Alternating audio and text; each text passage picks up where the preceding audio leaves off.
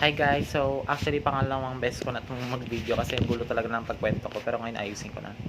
Um, it's been it's been a very long time since I didn't film a video. Actually yesterday, nagpa-plan ako mag-film pero napagod ako and sobrang busy din kasi ako kagabi.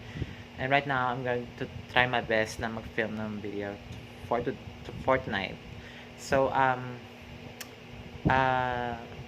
actually, if you see my last talking video, where I talk about everything that had happened to me this past few months, and what are the things that are got it really difficult for me, and all the stuff. So,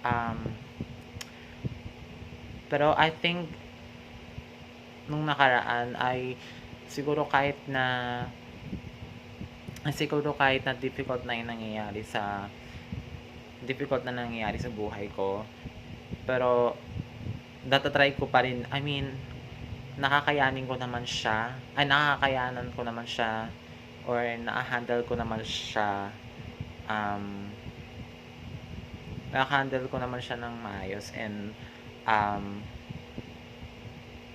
kinakaya ko naman.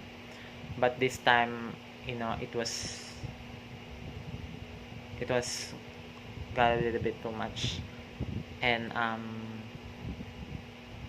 don't know how to start, paano ko sisimulan yung kwento, but now I'm just going to try my best na to tell what happened, and yun. Then to other something, you might seen the last video that I filmed, the last vlog that I filmed around 9 days ago, and where I uploaded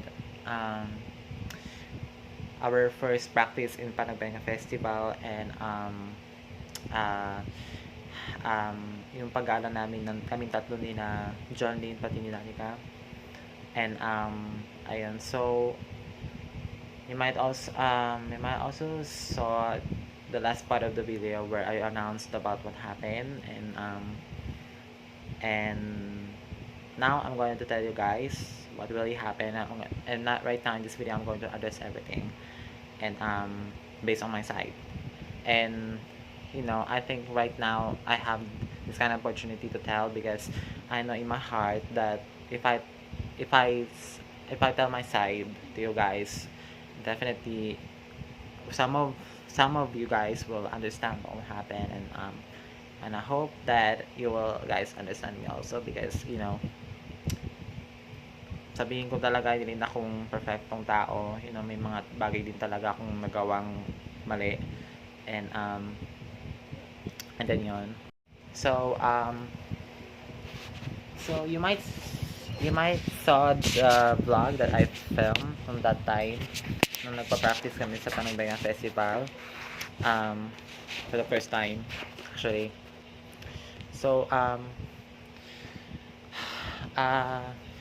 so I started off on November. Actually in November was quite a bit been difficult for me, honestly. November was quite a bit rough, I might say. I couldn't really describe, but I think one word that I could describe on this November of the year was been rough for me, and there's a lot of realization. There's a lot of lessons that I've learned in life, and then yun. So paano ko kaya ito sisimulan? So yung our friendship got really difficult dito mga huling araw, and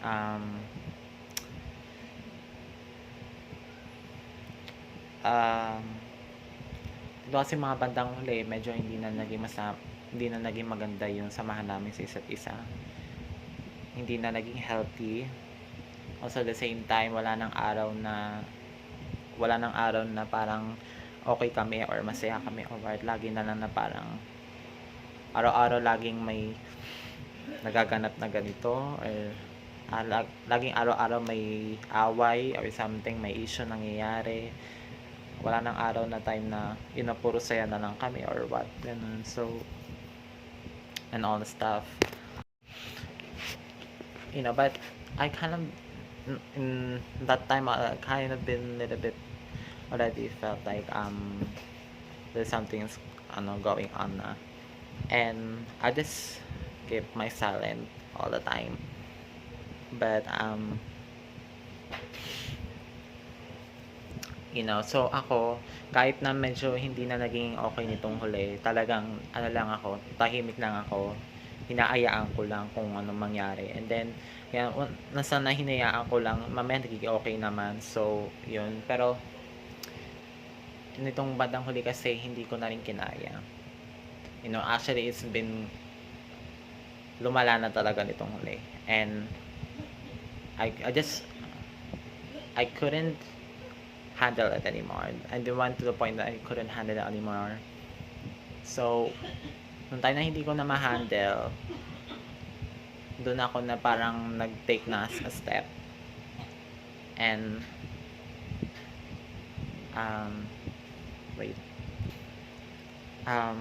what I mean step is, yung ginawa kong step na yun is, but definitely nung mga bandang huli na bago yung mangyari.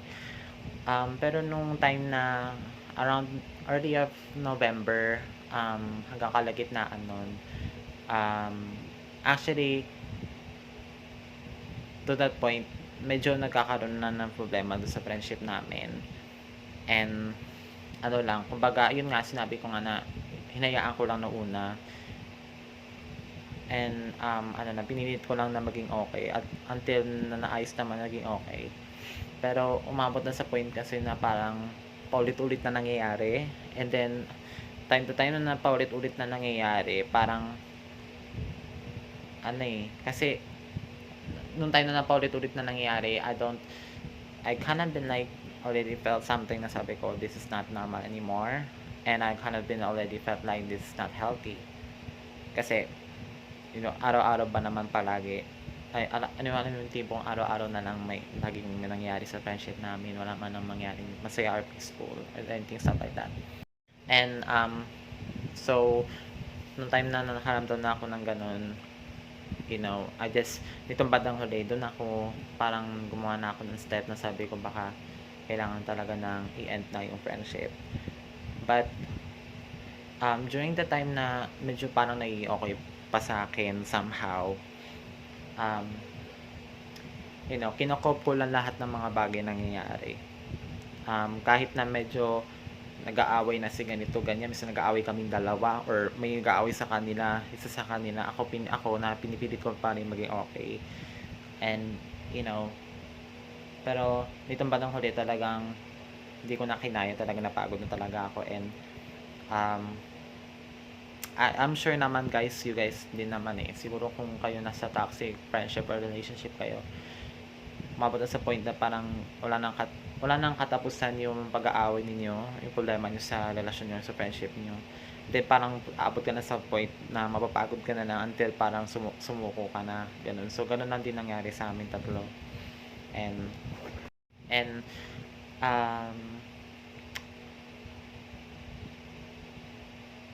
I think hindi ko naman sa parang dinideny na yung mga kasalanan na nagawa ko. Pero aminado ako na may nagawa rin akong kasalanan doon the time na nag-rant na ako sa FB kasi honestly talaga na pag may nararamdaman talaga ako, or I kind of be like already felt something, talaga pinapost ko sa my day, pinapost ko sa social media and all the stuff. Minsan magpapaninig ako or pag ako nadala sa galit or nadala sa emosyon, hindi ko talaga makontrol yung sarili ko na hindi ko pala alam na ano yung pinagagawa ko, to point na parang mag-aabang na ako ng away or magpo-post ako anything sa social media, yung mga bagay na hindi ko talaga mapigilan noon. But once I realized itong huli na I have to take limitation. I have to take boundaries at the same time also privacy, because not all the time na kailangan mo i-share lahat sa social media, and not all the time na kailangan malaman lahat ng tao na nangyari sa buhay mo, kasi you have to keep it quietly, privately at also the same time, and siguro ang pagkakamali ko lang is problema naming tatlo yun and problema naming tatlo sa friendship namin, dapat kami lang din tatlo yung mismo talaga nag-aayos ng problema do sa friendship namin. Hindi na dapat parang umabot pa sa ibang tao or makakaalam pa ng ibang tao until na lahat sila makaalam ng nangyari. So, it's been sucked that that was happening. So, the main reason why it happened is because I got really tired. Also, Johnny got really tired. And also, Danica really got tired. So, talagang we just got really tired now with each other. And, also, hindi ko na rin kasi kinaya yung to the fact nung huli na umabot na sa point na nag-expose na kami, which is I've to be honest, I post a lot of different things on social media, and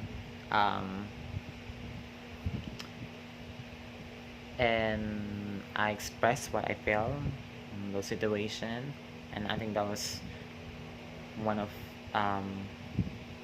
the things that I should do, or I should take accountability a little bit from there, because it must not be publicly, and yeah, and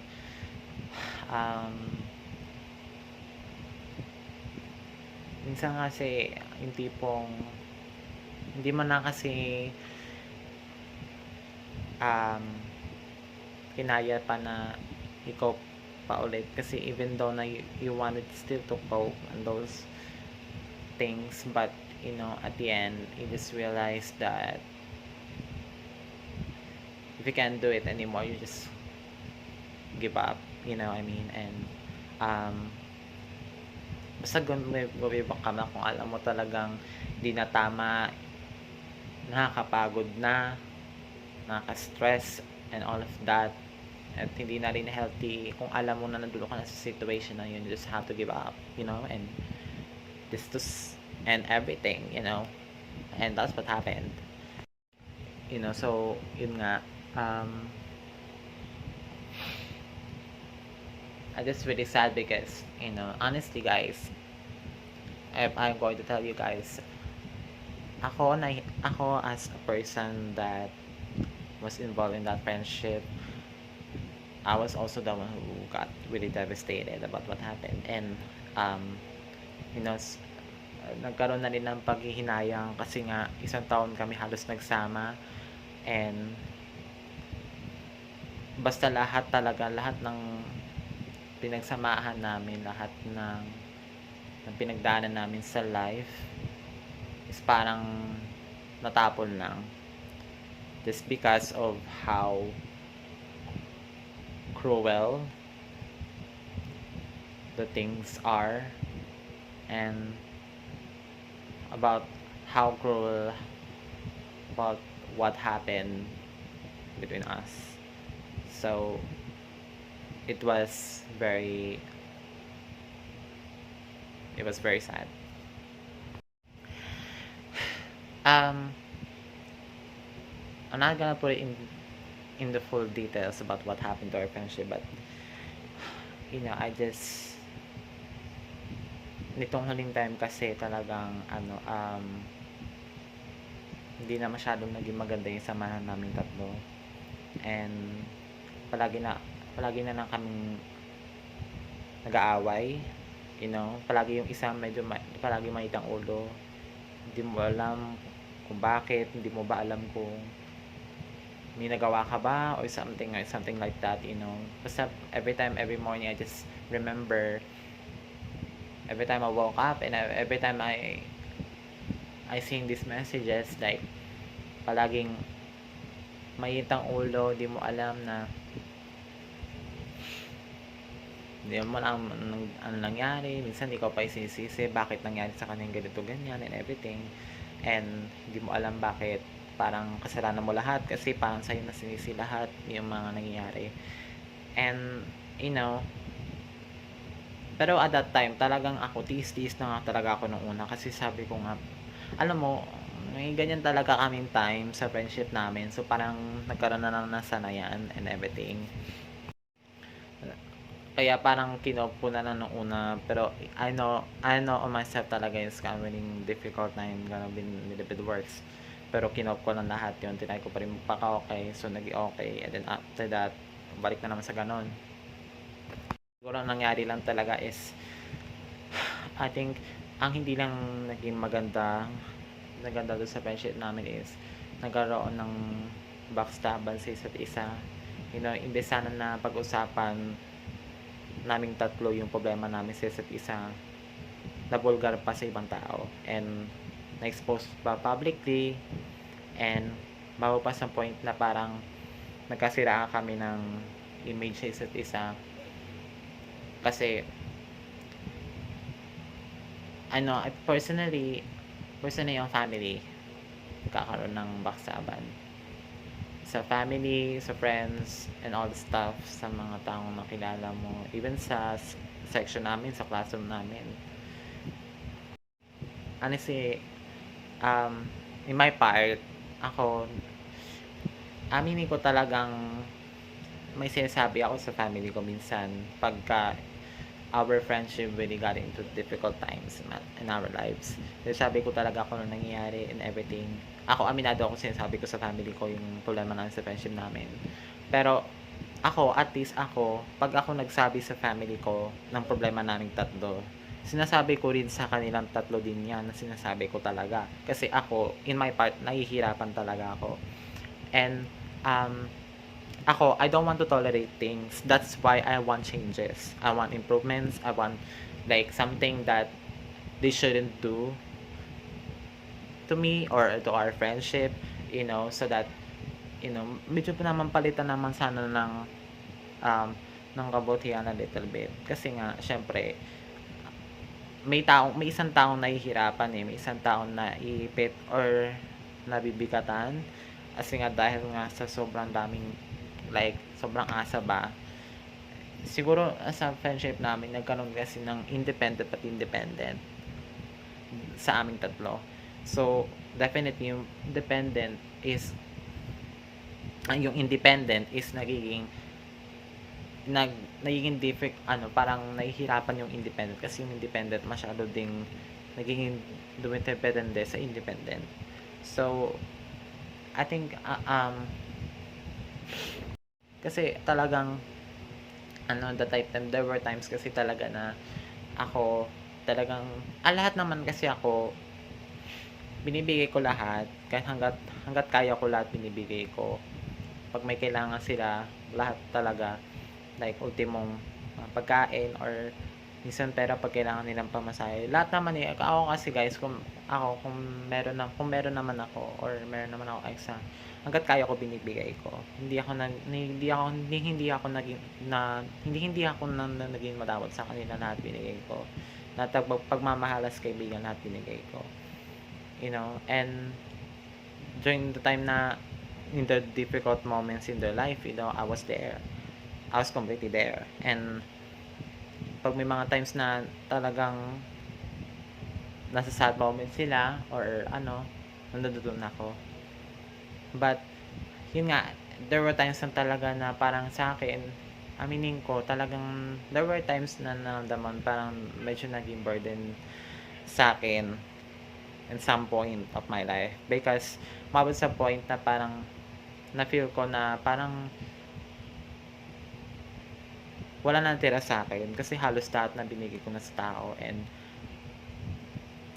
kumbaga pag may mga pangangailangan ako, wala akong nabibili para sa sarili ko. And then parang umabot sa point na parang sige lang, bigay lang, like yun nga. And siguro doon ko rin na-realize, sabi ko parang kailangan ko ring siguro dapat may times na kailangan din akong mag-no or what, kasi talagang ako never akong nagsabi ng yes never ako nagsabi ng no sa kanila. Lagi ako nag-yes. Kasi in my heart, I know that they really need help, and in my heart also, I know that they're in the vulnerable, difficult moments in their lives. So I know that I could do something for them, and ating one of the things lang talagang pagkakamali sa buong buhay ko and all the stuff. So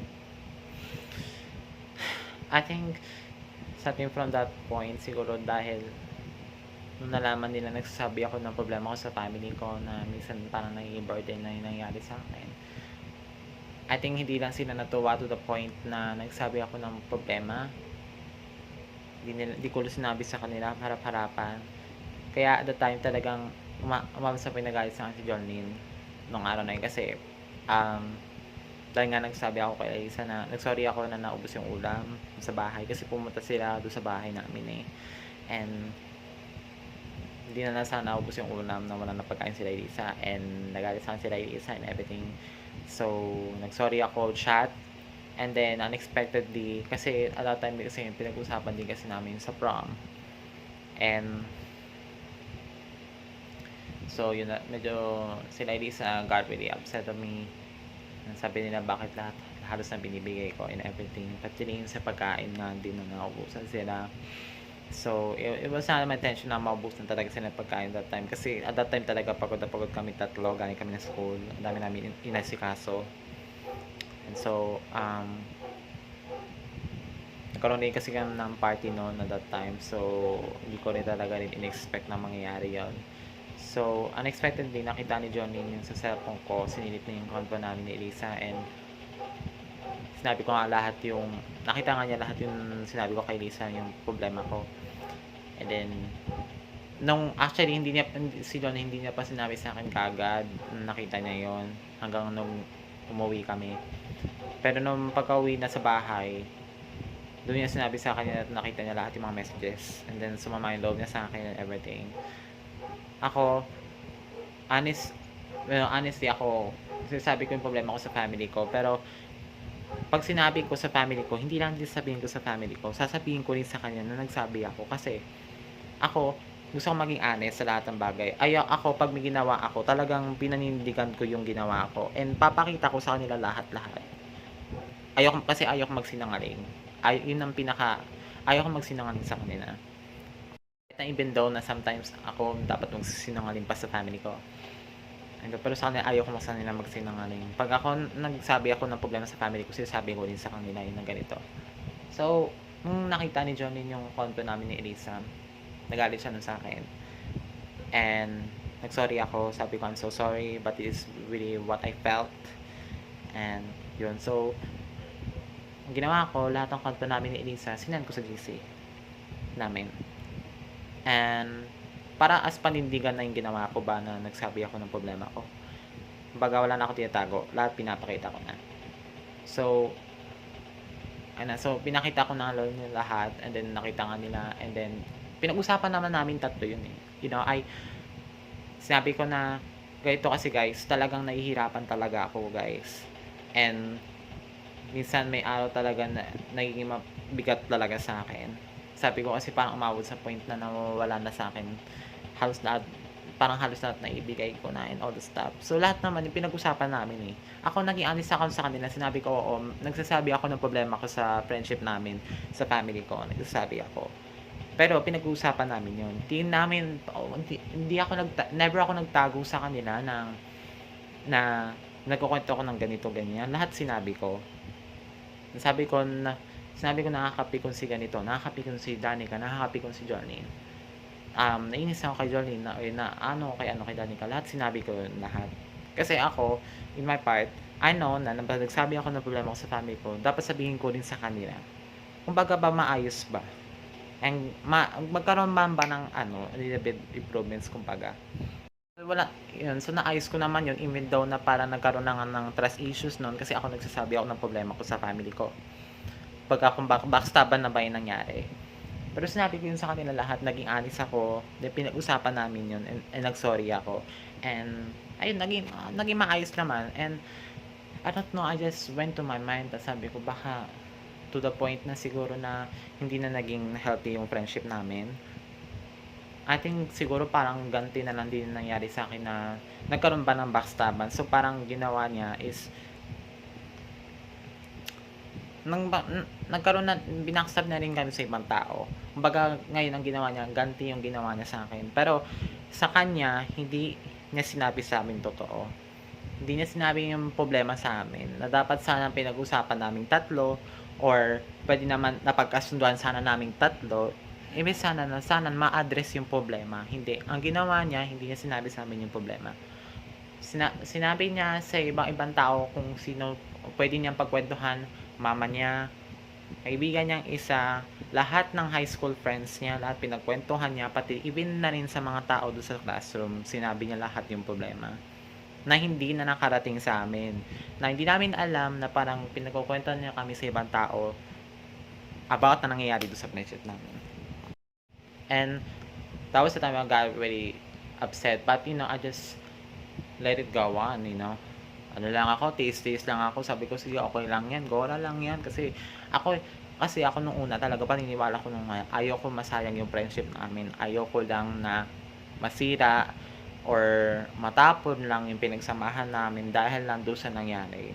But ako, gora pa rin ako. So, gumora ako. Pero I never ever thought na abot sa point na sobrang lala na. So, I don't know, hindi ko na kaya ikwento lahat yung nangyari, but, yeah. So,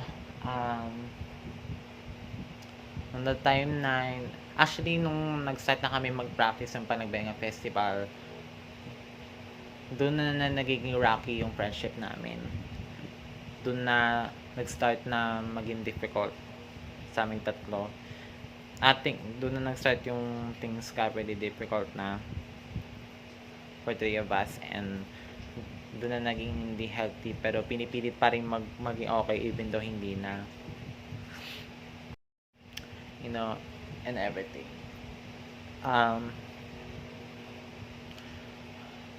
So, kasi nitong huli guys, talagang hindi na masyado naging okay yung friendship ko kay Danica nitong huli. Umabot sa point na palagi na lang kami nag-aaway, and wala nang araw na parang kumbaga pinipilit na lang bang magpaka-peaceful. All the time talaga, palaging every time bago pumasok ng eskwelahan, mag-argue muna kami dalawa. Kasi dahil hindi na mag-match yung mode namin. Kasi talaga may araw na ako visit, may araw na siya. Pero siya na talaga yung naging madalas maging bad mode nitong huli. And ako parang sumasakay na lang din ako. Sabi ko, sige okay lang yan. Ganyan naman talaga si bakla. Pero talagang siya parang lumala na talaga siya nitong huli. So even though na naging ganun na, pinipilit ko pa rin. Sasabihin ko na mamaya tatawanan na lang kami, sabi, ganito, iba na usapan namin. Parang yung away namin is pinipilit kong i-change ng topic. And yun, so parang nag-okay pa rin. Until to the point na parang paulit-ulit na lang. Tapos, basta wala ng araw talaga na hindi kami okay. Wala na talaga araw na okay kami.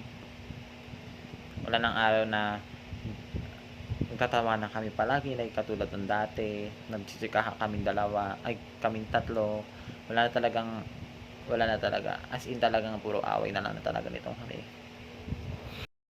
Pero sa aming tatlo, talaga ang madalas talaga mag-away kaming dalawa ni Daddy ka. And um, dahil na rin sa minsan di kami nagkakaintindihan, misunderstandings ba yung nangyayari, and siguro yung isa hindi nila maliwanagan na maayos dahil parang yung tingin ng isa is ganun na talaga or masama na yung tingin. I think ako nitong huli masama na rin yung naging tingin ko, pero ako kasi nung time na actually guys, dalawang beses na nag-end yung friendship talaga namin, pero nung time na unang away namin, tapos yung unang pag-atop namin sa isa't isa,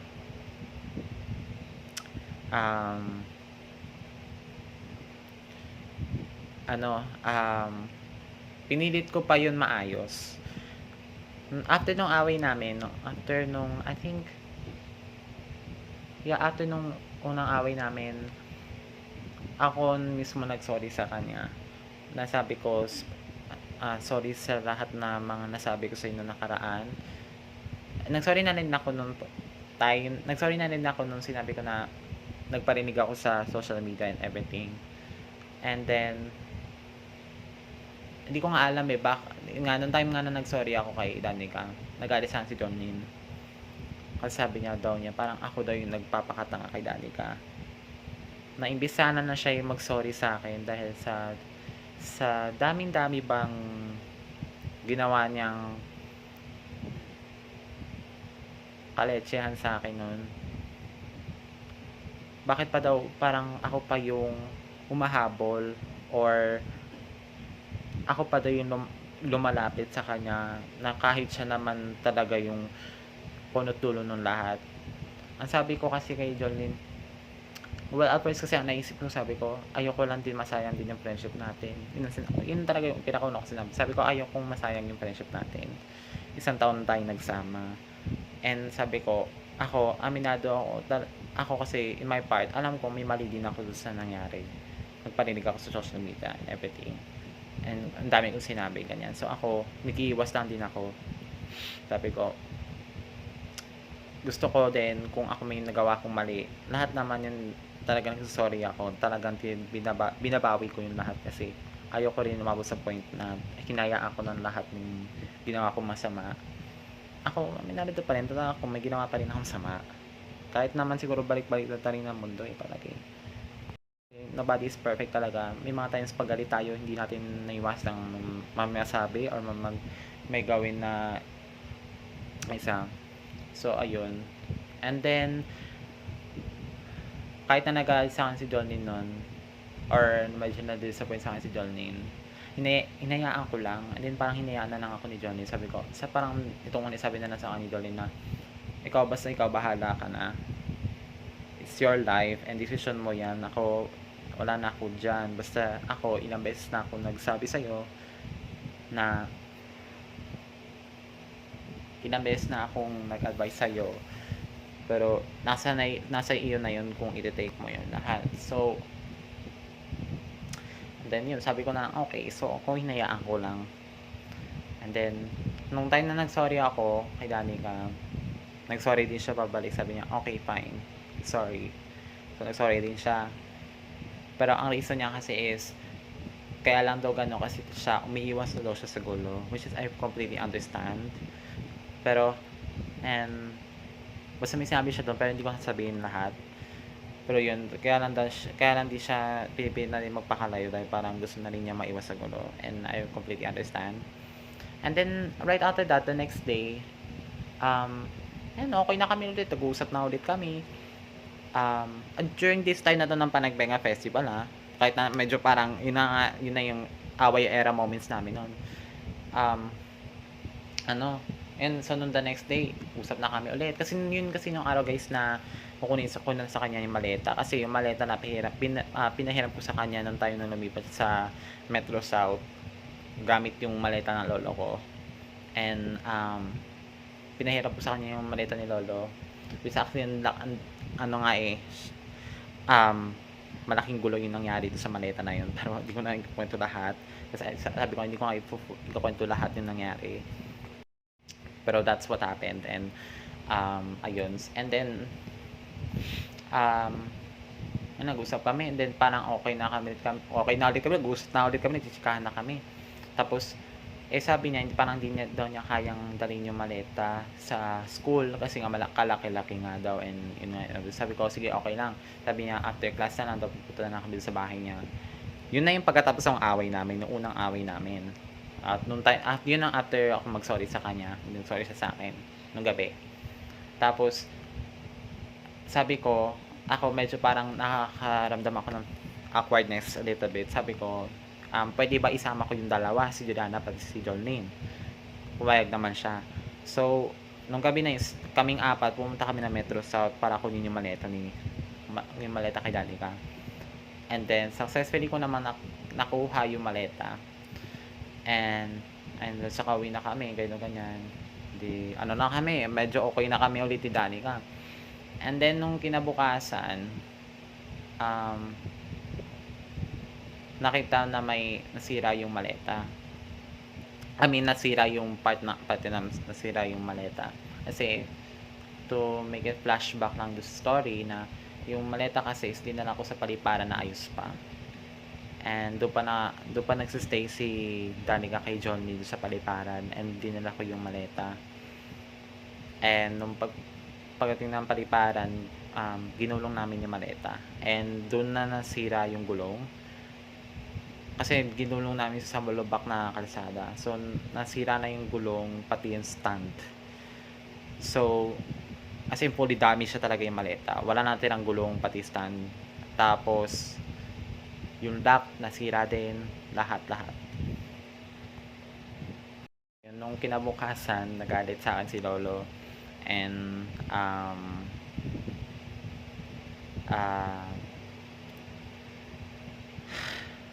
oh my gosh, sabi ko hindi ko pwede forget, but that's what happened. Nagalisan sila, and nagchat ako kay Danica what happened, and then nag-away kami, and then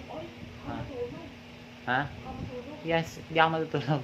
Talagang spend ko yung time ko dito sa film.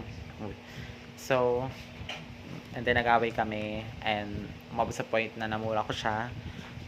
And then yun. And then right after that, nung umaga kami nag-aaway, and then nung pagdating ng tanghali, natuloy yung practice sa Panagbenga. So nakita ulit kami sa practice. And then nag-usap kami for the last time. Yun, for the last time na usap namin. Tinanong niya ako ba't ko daw siya minura. Then pinaliwanag ko sa kanya ba't ko siya minura. And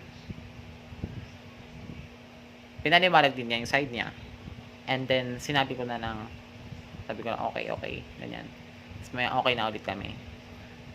Pero nung pagdating ng gabi, yun na yung time na nag-vlog ako nung time na nagaya sa akin sila Jerica sa circle nung gabi.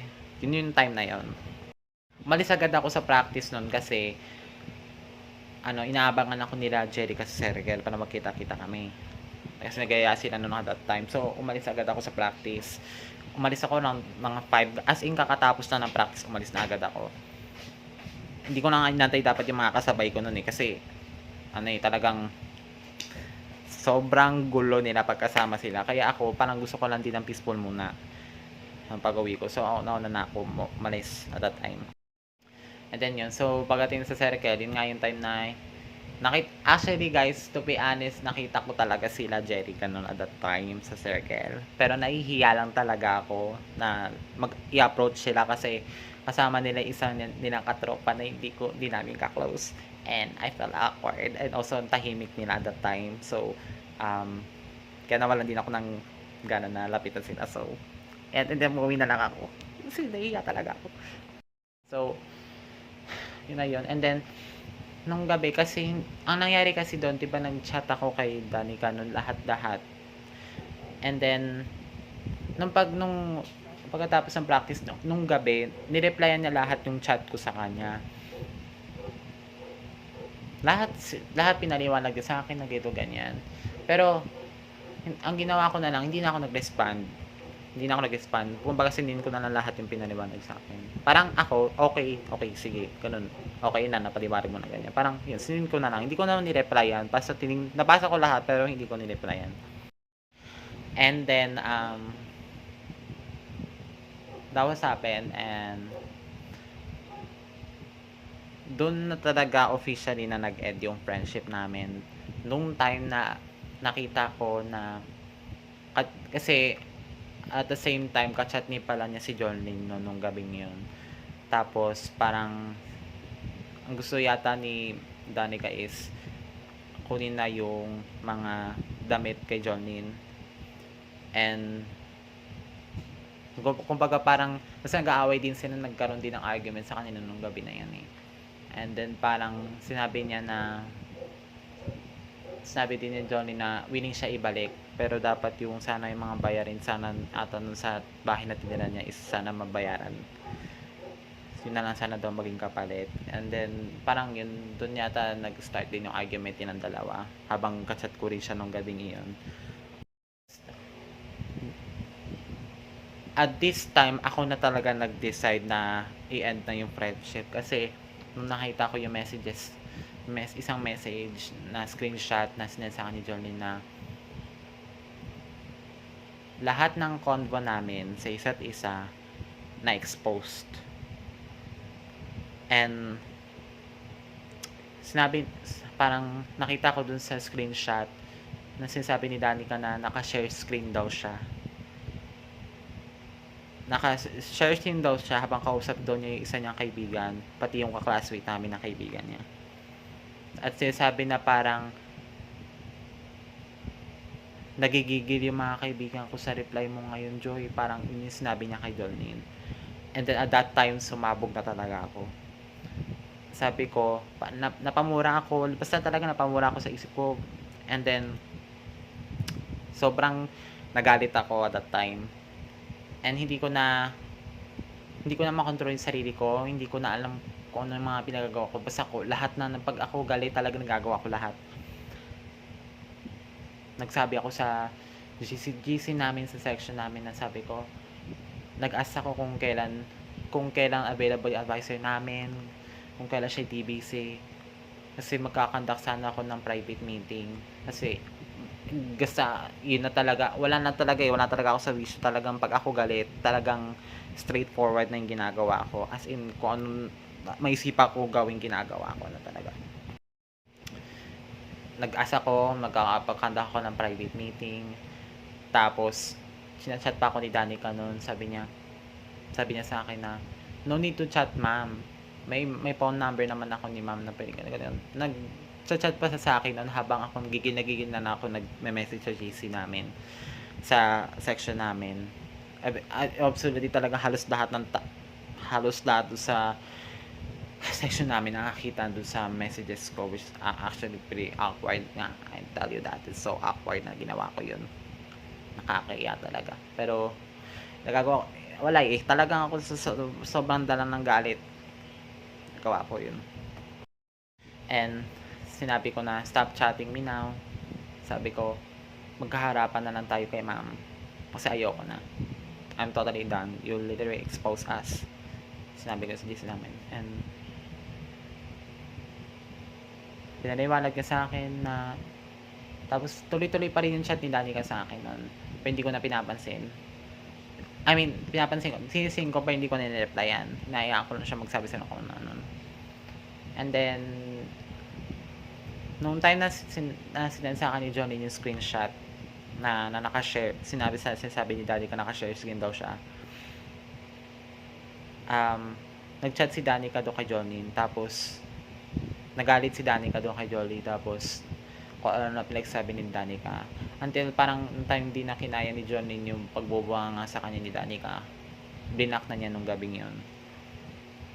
And then ako, hindi ko pa blinak si Danica noon. Hinayaan ko lang siya mag-chat sa akin na kung ano-ano. Until nung kinabukasan. Tapos, ayun, tas nung kinabukasan, Kasi 'di ba sabi ko nga nag-plan ako na mag-conduct man ng private meeting kasi gusto na namin pag-usapan naming tatlo kasama ng mga pamilya namin, yung problema namin para ma-address lahat. Pero sabi tas napag-isip ko nung kinabukasan sabi ko ayoko rin mandamay ng ibang tao. Ayoko idamay yung kuya niya na plano niyang isama dun sa private meeting namin. Ayoko rin idamay yung lolo ko, yung kuya ko, lahat ng buong angkan ng pamilya ko ayoko madamay. Kasi ayoko magkaroon ng gulo. At kung problema lang namin tatlo, ayoko magdamay ng ibang tao kasi yung problema namin, problema lang dapat namin. Wala na dapat ibang tao pang parang may kisali pa or magiging involved doon sa problema namin. So sa sinabi ko na lang sa kanya ng huli na lahat na pinakancel ko na lahat yung plano ko na mag-conduct ng private meeting, lahat kinancel ko na. At this time, ayoko na, sabi ko. Sabi ko, hanggang dito na lang. Ayoko na rin kasi mandami ng ibang tao at ayoko na rin ng gulo. Sabi ko, this time ayoko na. Gusto ko na i-stop to. Sabi ko, sana wala na ibang pantao na makakaalam sa problema natin, sa friendship natin. Parang ako nangako na rin ako sa kanya, sabi ko, kami titigil na kami at sana ikaw rin, sabi ko. And then, ayun, after that, hinantay ko siya mag-scene. Tapos nung nag-scene na siya, blinak na niya ako. Ay, actually, nung nakapag-scene na siya, sorry. Nung nakapag-scene na siya doon sa messages ko, blinak ko na siya after that. And doon na totally na-cut off na lahat. Talagang lahat na, doon na na-end, doon na natapos lahat. You know, and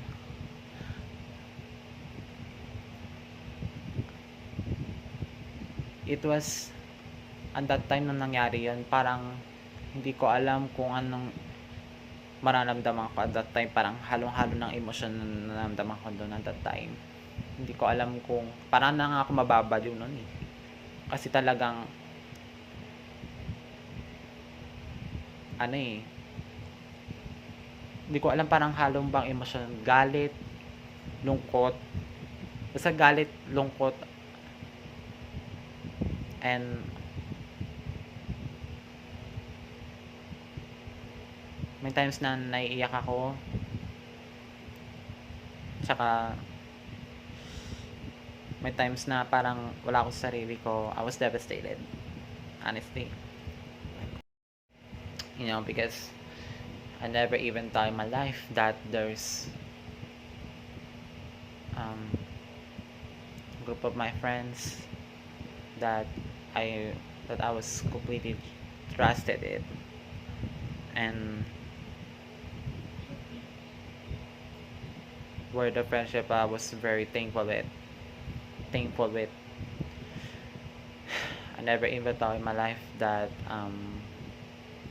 sila pala din yung mga taong makakasira sa buhay ko itong huli. And I mean, hindi kundi siya. Hindi ko rin nakakalain sa point na siya pala din sisira ng buhay ko, reputasyon ko sa buhay, image ko bilang pagkatao. Siya pala ang sisira ng lahat. And then just completely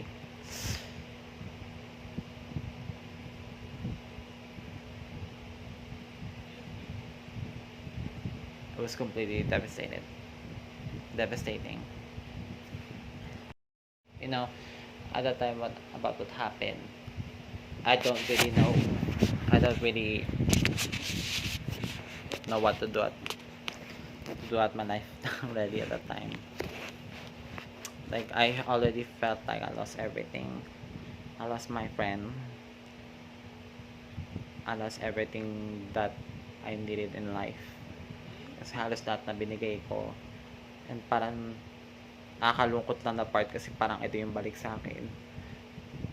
Ito yung naging kapalit ng lahat. I think I was siguro thankful na rin ako kasi I think imbis sana na may kapalit lahat ng kabutihan ng ginawa ko, lesson learned yung naging kapalit. Siguro mas okay na nandun na yun, natuto ka kasi alam mo yung tipong siguro kung alam mo na sa sarili mo parang burden na, you keep trying to give everything to other people. Tapos, oo nga, may naging kapalit, pero hindi mo alam yung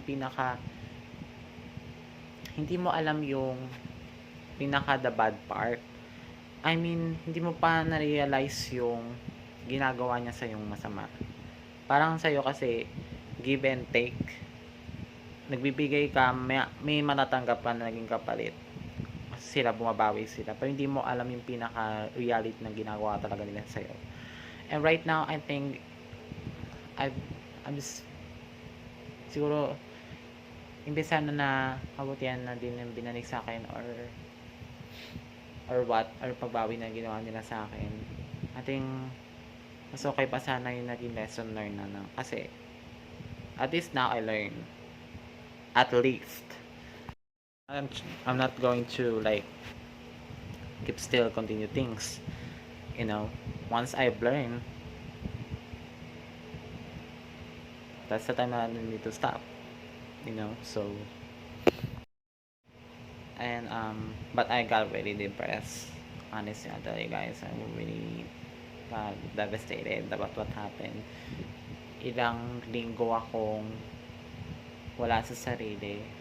Ilang linggo ko dinala yung lungkot. Ay, naramdaman yung lungkot. Naramdaman yung depression ko. Parang lahat yun ng emosyon na naramdaman ko at saka mental health na hinahandle ko. Lahat yun talagang pinagsabay kong i-handle within like a week. Within 3 weeks after that happened. And parang yun nga like I said, ang dami talaga, parang ang naramdaman ko ngayong taon na to, ang daming nawala sa akin. And ang daming taong umalis sa buhay ko, iniwan ako. And I mean, right now, right now, hindi naman siguro na iniwan ako. Just that ako na mismo yung nag-decide na i-end na yun kasi it was not good anymore. So that was happened, and am I gonna say it again? But our this friendship is over now, and I think that's what life's gonna be about to them, and I think that's what life's gonna about to be, and we just need to learn how to accept it, you know. And I think siguro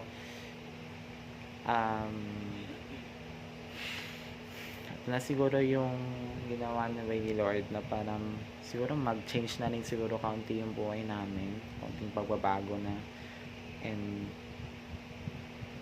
learn to just accept things, you know. Naman siguro kaya naman siguro nangyari yung mga bagay nito sa akin ngayon kasi siguro may maganda din na mga kapalit, like even though hindi naging maganda yung kapalit na nangyari, I think naging kapalit nga is lesson learned. Like I said, lesson learned nga yung nangyari, pero it was good, you know, because mas okay na rin yun kaysa naman na ikip mo pa yung gano'n, alam mo yun. Like parang ikaw na nga yung nagmumukhang tanga na nung huli, napilili pang ayusin yung ganito, even though hindi mo naman kasalanan, or parang ikaw pa yung humahabol, ganun. So that's what happens, you know. I really know, alam ko na sayang yung pinagsamahan namin ng isang taon. I know it was very devastating, and I know it was very sad and very it was shocking for all of us, but that's what our life is now. And I think gano'n na rin talaga. I think tadhana na rin mangyari na ma-end na rin yung friendship namin because it was not really healthy anymore. And I know that pagka ganun, talaga dapat nang i-separate ways kasi palagsi ka pa sa ganun, maaabot sa point pa rin yung pagkatao pong madadamay. Na, you know what I mean? Pati din yung sa pagkatao mo madadamay, isip mo, emosyon mo, mental health mo. Yun na, probably mental health. Talaga sa akin, for me, it was really affected do sa bagsa nangyari. But, even though I was devastated, I'm trying to keep it like normal na lang for me, even though it was very completely devastating. So, right now, hindi ko na gagawin yun. I'm so completely done. I'm so completely done, and hindi na ako parang gagawa pa na paraan para lang mandubalik pa yung loob ng tao sa akin. No, I'm not gonna do that now. I'm not gonna do that shit. Ganyan. That was life is, may mga tao talaga na napaka-importante ng part ng buhay mo. And hindi mo maasahan na parang mapupunta lang sa ganito, kaya parang natapos, nawala, ganyan. But, I think in God's will naman, I think God has a better plan for my life. So, I think this is why it's happening now. This is why this is happening in my life right now. And I think siguro I will just trust the process of God's will. I think it was a Christmas gift, like, honestly. Kasi, tsaka lang nangyari lahat ng itong mga tanong, kailang patapos na yung year. O kailang puro festival na, puro holidays na, ito Christmas, ganyan. Kung kailang Christmas, doon ka pa nawala ng kaibigan. And then, nawala ka pa ng I think it's a Christmas gift, but, who knows, talaga eh. But, okay na yun kasi nga, like I said, lesson learned in life. So, hindi lang yung problema ko kay Danica. Actually, may isa pang tao na naging problema ko din mga this past few months. Yung friendship ko rin doon sa nakapartner ko sa circle na movie, which hindi ko na sabihin kung sino yon, kung anong pangalan. Yung kaibigan ko na lalaki na naging collab team ko sa circle namin na movie. To make the long story short, nagalit din ako doon. And nagalit ako kasi umabot na sa point na ako na yung nagmukhang tanga. Kasi ako na parang gumagawa lahat ng paraan para sa kanya. And kumbaga ako, lahat binigay ko. Umabot na sa point na parang sarili ko sinasacrifice ko na sa kanya. And parang na-realize ko nitong huli, parang hindi naman niya na-appreciate. Yung na point na parang wala na sa kanya. Umabot pa nga sa point na nahingi siya ng something sa GC and wala nag-reply sa kanya, and ako yung nag-message sa kanya. I don't know, kasi ganun talaga eh, as kaibigan, diba? So, hindi mo hayaan na parang ma-left out na yung kaibigan mo, or hindi mo lang hayaan na, diba, mapapasa sa kanya. So, at that time, time na tinanong ako siya noon, hindi na niya ako ni-replyan, sinina lang niya ako. And I already know at that moment, may problema na eh. I already know at that moment, may problema na siya sa akin noon. Pero hindi ko pa alam at first.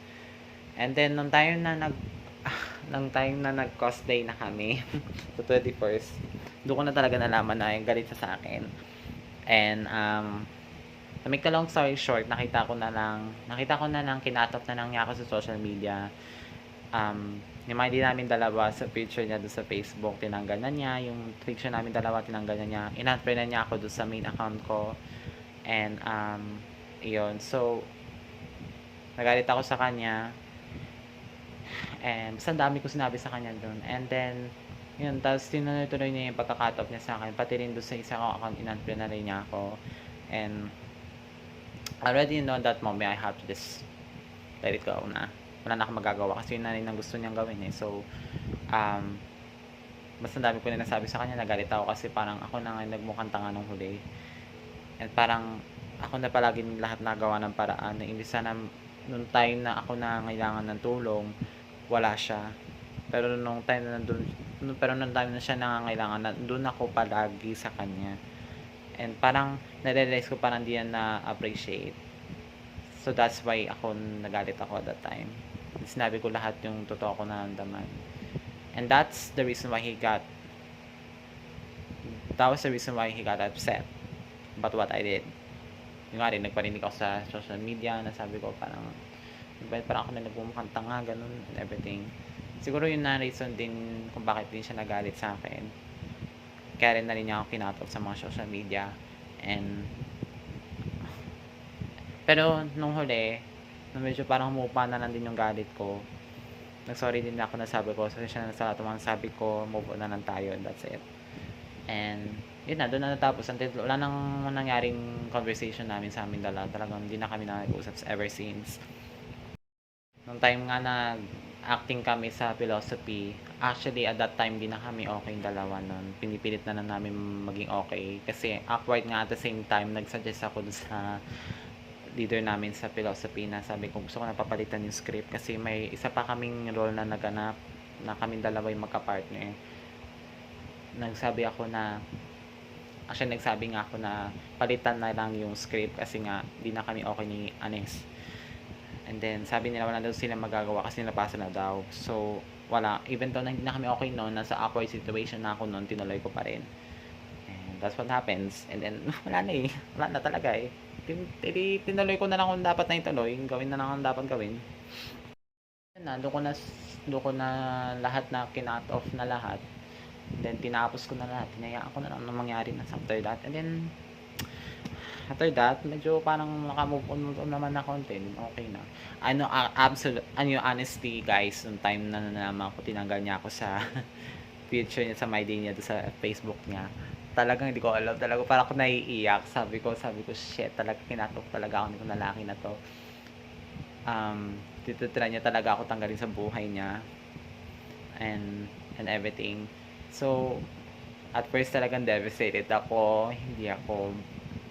Talagang nalungkot ako ng sobra. Nalungkot nung time na nalungkot talagang ayoko, parang wala ako sa mood gumawa ng outputs namin sa PR, assignment, ganyan.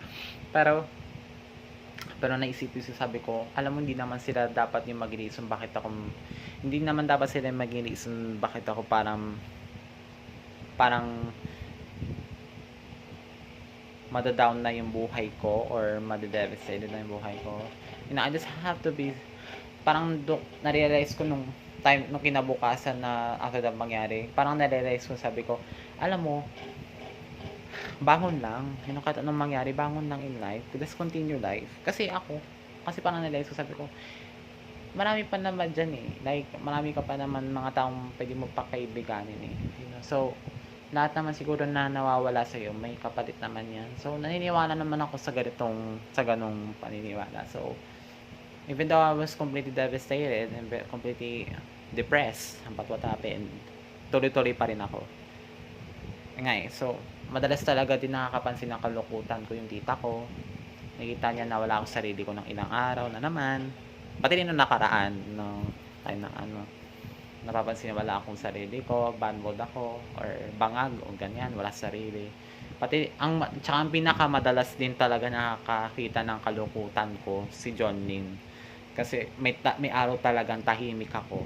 As in talaga, hindi ako makausap. Tahimik lang ako. Basta alam niya talaga pag ako depressed ako, or malungkot ako, or there's something wrong with me. Alam niya. At tinatanong niya ako, okay lang ako, kamusta niya ako, ganyan. Sinasabi ko sa kanya, bakit sinasabi ko na devastated ako, ganyan. Pero after that, okay naman. So, ayun. So, parang inaccept ko na lang nitong huli na sabi ko, gano'n na talaga. At yung gano'n na talaga yung tadhana. Talagang gano'n na talaga mangyayari. Wala na tayong magagawa kasi kahit na hindi natin na gusto yung nangyari, mangyayari pa rin talaga. We just have to let things go na lang. Kasi wala gano'n na talaga mangyayari. And acceptance is laki na lang sa lahat ng mga bagay. I think yun na na-realize ko. Ang hindi ko lang magustuhan ngayon is at this time na kasi nung nitong bandang huli bago kami mag Christmas break, in-accept ko na. Actually, accept ko na gano'n na talaga magiging setup na. In-accept ko na talaga. Parang wala na sa akin lahat yung nangyari. Pero ang hindi ko lang nagustuhan is parang tuloy-tuloy pa rin talaga yung pambabaksab yung ginagawa nila sa amin. Hindi pa rin, nung time hindi ako natuwa kasi Kumbaga kami nga na tumigil na kami. Ako nangako na ako sa kanya na titigil na kami. Hindi na kami magpaparig ng ganito ganyan. Actually lahat ng post ko or rant ko sa isa kong account dinilit ko na kasi alam ko na hindi maganda gawin yun. Alam ko na is in my part na mali yun na magsabi na kung ano-ano sa social media. Lahat yon, lahat ng nirant ko about sa kanila sa isa kong account, dinilit ko lahat kasi alam kong mali. And then right now na parang ayaw pa nila tumigil na may malalaman na lang ako na may sinasabi pa lang siya sa ibang sa mga classmate namin na napaka-immature namin, na hindi daw kami marunong magtanggap ng mali namin and ganito, like who the heck talagang sinong matutuwa doon sa ginagawa niya na siya na tuloy-tuloy pa rin yung pagsabi niya na kung ano-ano sa amin. And kami na nga nangako na titigil na kami, then ayaw na namin ng gulo, tapos siya pa nang tuloy-tuloy pa rin. One time pa nga na nagsuggest sa Christmas party namin nagsuggest siya ng game para sa Christmas party. Dito talaga ako nanggigil. Talagang para ako sasabog talaga ako nun, pero pinigilan ko yung sarili ko talaga. Sabi niya doon, ang suggested daw niyang Christmas party game is guess who's the backstabber, guess who's the bida-bida, guess who's the toxic, guess who the ganyan. Tapos din, nakakainis talaga. Tapos yung time din na yun, nag-reply din yung lalaki na nakaaway ko rin na kaibigan ko.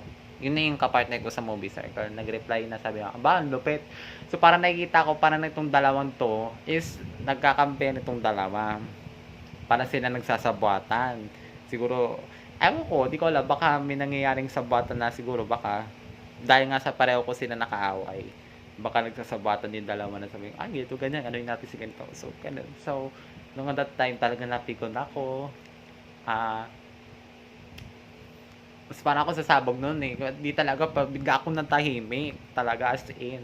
Tsaka, sobrang gigil ko, nalobat pa yung cellphone ko. Syempre, wala akong ibang pwedeng yung paglibangan. Ang ginawa ko na lang, nagdrawing ako sa index card. Kasi marami kasi ako index card sa bag. Then nakita ko, nagdo-drawing ako ng yung itsura ko.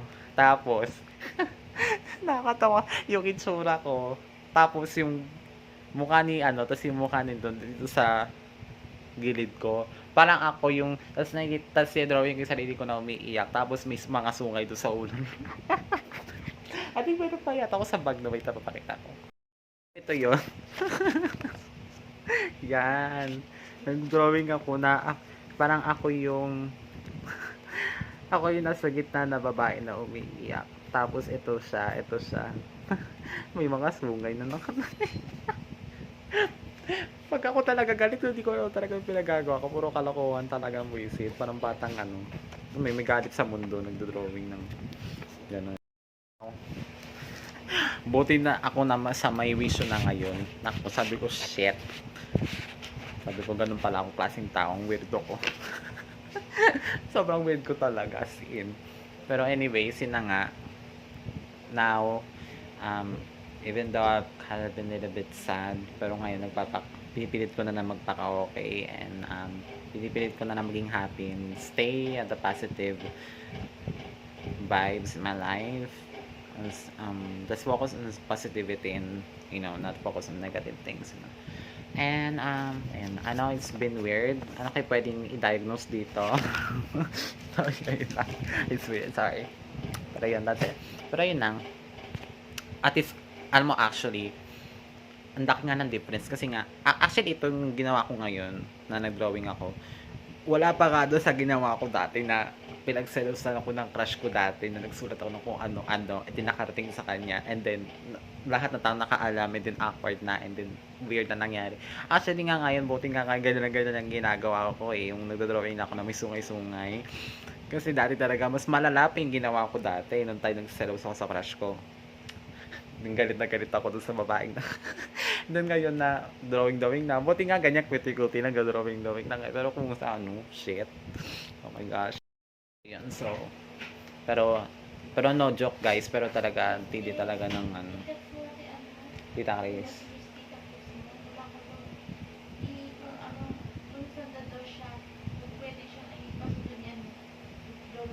Sige. Sige.